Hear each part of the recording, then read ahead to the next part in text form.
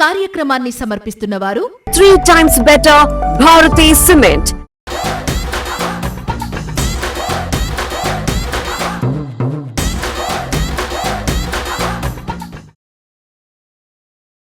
అందరికీ నమస్తే. గరం గరం వార్తలకి స్వాగతం. ఇవాళ కూడా మీకోసం చాలా వార్తలు పట్టుకొచ్చినాం. అంతకంటే ముందుగాల హెడ్లైన్స్.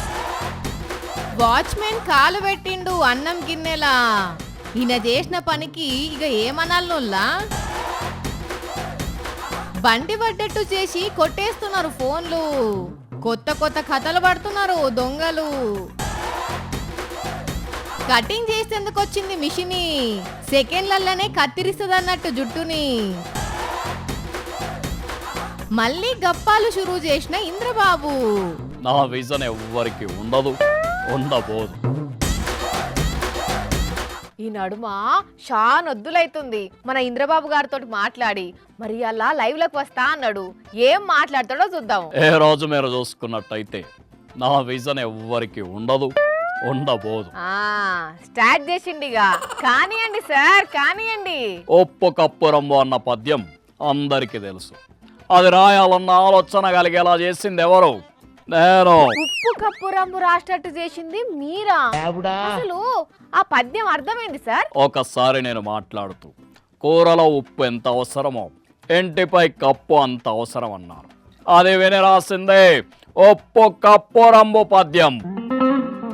అదే మాదిరిగా మీరు చూసుకున్నట్టయితే ఏ రోజు విమానాలు గాల్లో ఎగురుతా ఉన్నాయంటే దానికి కారణం నేను. చెప్పండిగా. ఇనేటోడు ఉంటే ఇంద్రలోకం పోయొచ్చిన మొన్ననే అని కూడా చెప్తారు మీరు, గాని చెప్పండి. మొదట్లో విమానాలు కిందే నడిచేవి. అప్పుడు రైట్ సోదరులకు చెప్పాను, ఏమని సార్? విమానాలను గాల్లో ఎగరేయచ్చు కదా అన్నాను. ఎలా అని అడిగారు. ఒక పేపర్ విమానం చేసి విసిరి చూపించాను. అవక్కయ్యారు. వెంటనే విమానాన్ని గాల్లోకి పంపుతా ఉంటే నేను రైట్ అన్నాను. ఏమిటి బాబు ఏమన్నావు? రైట్ అన్నాను. ఇప్పుడు అర్థమైంది సార్. విమానం ఎగిరే ముందు కొద్దిసేపు రన్వే మీద ఎందుకు పోతుందో. ఎందుకు? కొంచెం దూరం పోయినాక మీరు చెప్పింది గుర్తొచ్చి అప్పుడు ఎగురుతాయి అన్నట్టు. అయిందా? బాగైందా? మరి లేకుంటే ఏం సార్, నాతోటి మాట్లాడకుండా ఒకటే పొంకనాలు కొడుతున్నారు అప్పటి నుండి. నేను ఎప్పుడూ మీ గురించి ఆలోచిస్తా ఉంటా.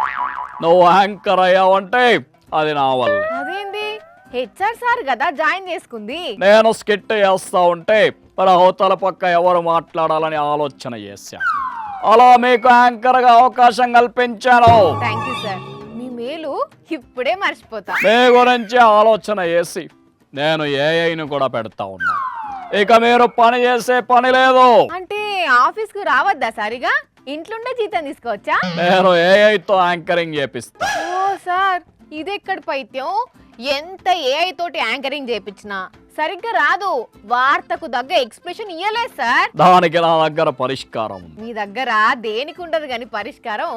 కానీ సేమ్ చంద్రబాబు సార్ మాట్లాడినట్టే ఉన్నది మీరు మాట్లాడుతుంటే. చంద్రబాబు ఆయన ఏమన్నాడు? ఓల్డ్ సిటీలా ముత్యాలను కొనాలని ప్రమోట్ చేసింది ఆయనేనట. హైదరాబాద్ బిర్యానీని ప్రమోట్ చేసింది ఆయనేనట. హైదరాబాద్ కి ఎవరు వచ్చినా నేరుగా పోయి ఓల్డ్ సిటీలో షాపింగ్ చేసే విధంగా పెరల్స్ ని ప్రమోట్ చేసింది. హైదరాబాద్ బిర్యానీని కూడా ప్రమోట్ చేశాం. ఇంకో హైలైట్ ఏందంటే, నువ్వు ఏఐ తోటి ఉత్త యాంకరింగ్ చేపిస్తా అంటే ఆయన ఏకంగా వైద్యమే చేపిస్తాడట. ఈ రోజు డాక్టర్లు సగం నాలెడ్జ్, రోగం ఒకటి ట్రీట్మెంట్ ఒకటి.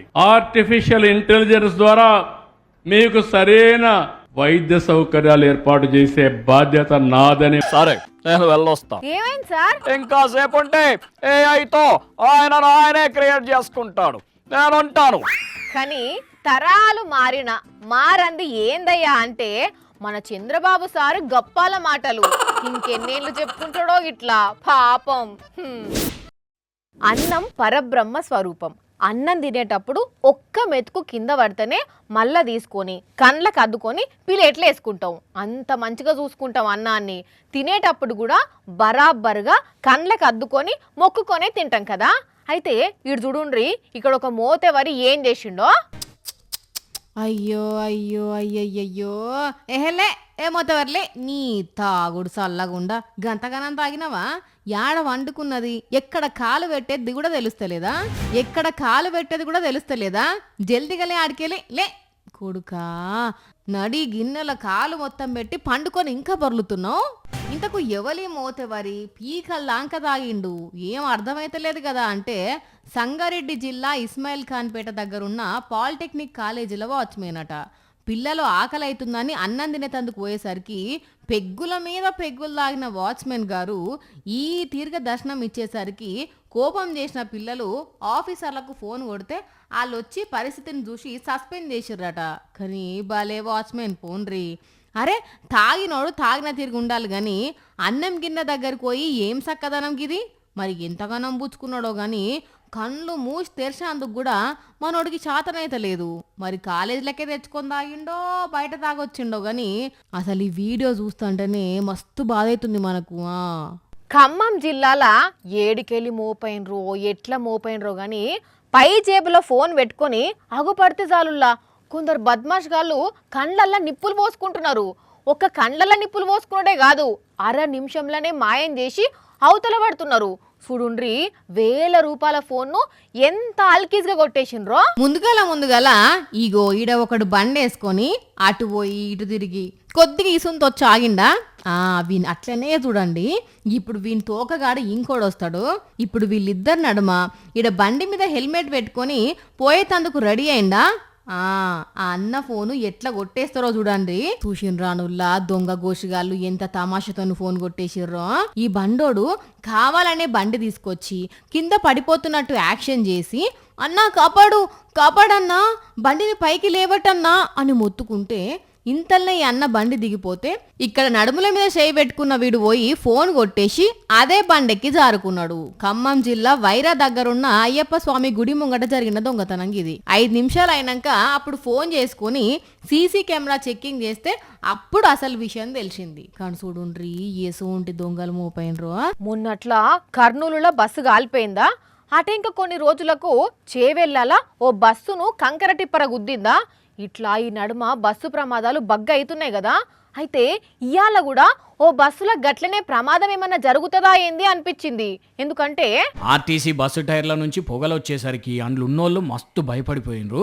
మళ్ళీ ఏమన్నా ప్రమాదం జరుగుతుందా ఏందని దెబ్బ దిగిండ్రు. జోగులాంబ గద్వాల జిల్లా మానవపాడు మండల్ మద్దూరు స్టేజ్ కాడ జరిగింది ఇది. ఈ బస్సు ఆయిజా నుంచి కర్నూలు పోతున్నదట. 170 మంది ఉన్నారట బస్సులో. మరి అంతమంది ఉంటే ఈ బస్సు మీద ఎంత లోడు పడాలి ఏంది కథ. ఎవ్వల్ని దిగుమనలేరా మళ్ళా.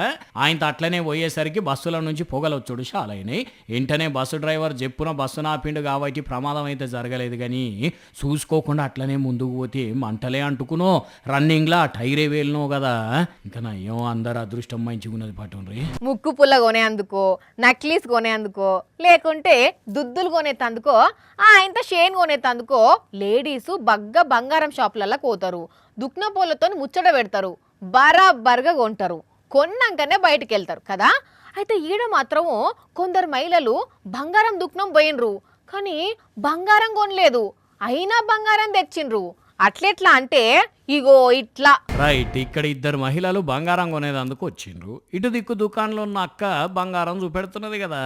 అయితే ఈడ నిలబడ్డామే కంటే కూర్చొని బ్యాగు పట్టుకున్నామే మస్తు తెలివి కల్లది. చూడండి ఎట్లా బంగారాన్ని మత్పరిస్తుందో. ఇప్పుడు అయిపోయి ఖేల్ ఖతం దుకాణం బంద్. అటు ఇటు మాయ చేసింది, మాటల్లో పెట్టింది. ఆ రింగు ఈ రింగు అనుకుంటా ఎడమ చేయితోని రింగును కొట్టేసింది. చూడండి మళ్ళా బ్యాగును పట్టుకొని కుడి చేయితోని సర్దుతూ డిజైన్లు షేకింగ్ చేస్తూ ఎట్లా నటిస్తున్నదో మహానటి కంటే ఎక్కువ. తమిళనాడు రాష్ట్రంలో ఒక బంగారం దుకాణంలో జరిగిన చోరీ ఇది. అయితే వాళ్ళు అంతసేపు సర్ది కూడా ఏం కొనకుండానే పోయేసరికి అనుమానం వచ్చిన ఓనర్ అమ్మ సీసీ ఫుటేజ్ షేకింగ్ చేస్తే అసలు విషయం బయటపడ్డదట. వెంటనే పోలీసులకు ఫిర్యాదు చేస్తే కేసు రాసుకొని దేవులాడుతున్నారట వాళ్ళని. కానీ అయినా అక్కలు చూసేట మంచిగా చదువుకున్న వాళ్ళ లెక్కనే ఉండే ఇట్లా దొంగతనాలు చేసేందుకు ఇజ్జత్ తీసుకుంటారక్క. మీదికెంచి ఇప్పుడు కేసు కూడా.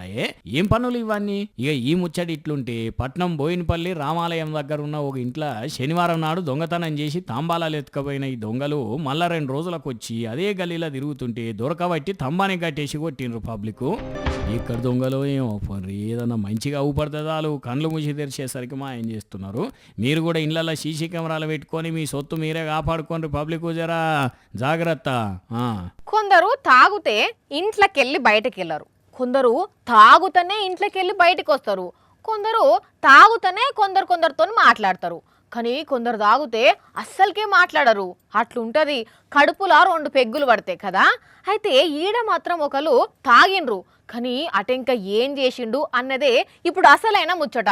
ముందుగానే చెప్తున్నా, చూస్తే మాత్రం పొట్టు పొట్టు తిడతారు పక్క. అబ్బర కొడుక ఏమన్నావన్నాడా, ఏమన్నా ఎంజాయ్ చేస్తున్నాడా పో. ఓ మోతేవారి నిన్నే ఖాతా సాల్లాగుండా ఎంతగానం పుచ్చుకున్నాడో కదా. తమాషిగా 4 బాట్ల కాడ నడి రోడ్డు మీద ఆని కాలు మీద ఆడే కాలేసుకొని సుక్కలు లెక్క పెడుతున్నాడు. బస్సులు కార్లు బండ్లు వస్తున్నాయి, లేవు పుసుక్కున బస్సో కారో మీదికెంచి పోతే పొట్టల పేగులు వెళ్తాయి, లేవు. ఎందుకు లేస్తాడు, లేచేటట్టు కొడుతున్నాడు. అసలు పండుకున్నది నడి రోడ్డు మీదనైనా గాల్లో తేలినట్టు ఫీల్ అవుతుండే. అందుకనే ఎవ్వరు చెప్పినా ఇంటలేడు, బస్సుల సప్పుడినేటట్టే లేడు. భద్రాచలంలోనో ఒక తాగుబోతు సక్కదనం ఇది. మరి ఎంత తాగిండో ఏం కథనో గానీ ఎక్కడ వండుకున్నాడో కూడా అర్థం కాకుండా వాడిని అడిగిట్లా.